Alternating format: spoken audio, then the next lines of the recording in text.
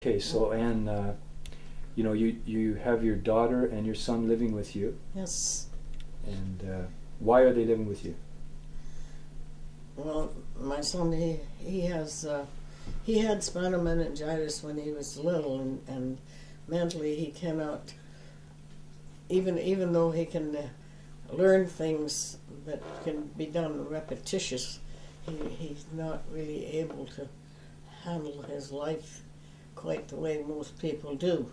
Okay, so he's obviously indirectly Yeah, handicapped in a yes. certain area here. My So daughter, he lived with her for a while, and she took him to professionals and had him analyzed and got him to go through grade 12, and she helped him.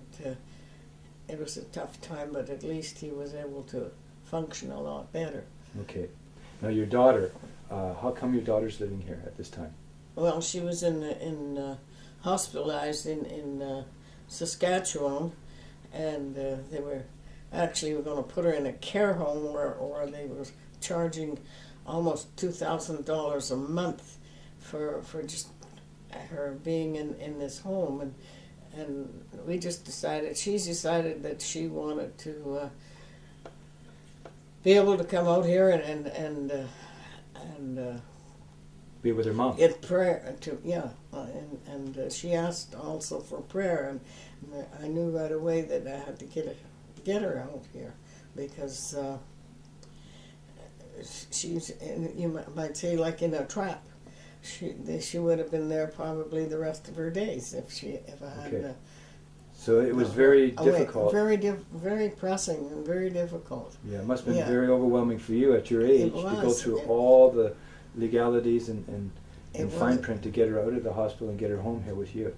Yes, it was. And then because, financially, you had to carry the burden I there. had to carry the burden right up until right now, because So there she wasn't had- any assistance at all, none. they were fighting it all the time, and she had to go through a tribunal and everything else, and she was told that she was totally incompetent, and yet she did all of this paperwork and everything her own self, and she's definitely not totally incompetent. Yeah, I've met her. I think she's Yes. doing very well, and I think that she's very capable of achieving and accomplishing Yes. great things and living a normal life with a little bit of help and Yes. encouragement.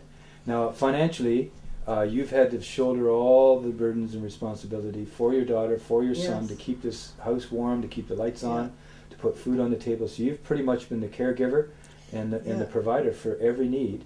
And you're on a fixed income yourself, so it's been it must have been very stressful and overwhelming for you.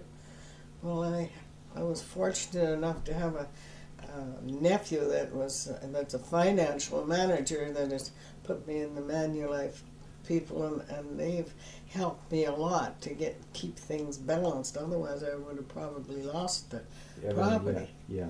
You know. So obviously there has been a little bit of help, Yes. and some people have complimented your Yeah. situation to a point. Especially good advice. Mm-hmm.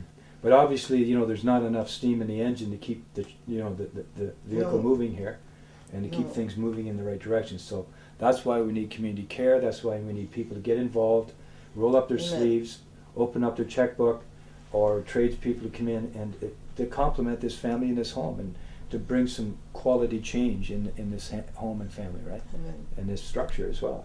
So that you see that your house needs a lot of repair, a lot of upgrade, a lot of work. Yes. And even your daughter can't sleep in the one room because it's cold, it's uncomfortable. She doesn't even have a bed to sleep on. Is that right, Anne? Yes. Sleeping on a mattress on the floor, and I don't think that's right. And I think she needs a nice room, a bed, and just the basic necessity. Yes. And food-wise, you people don't.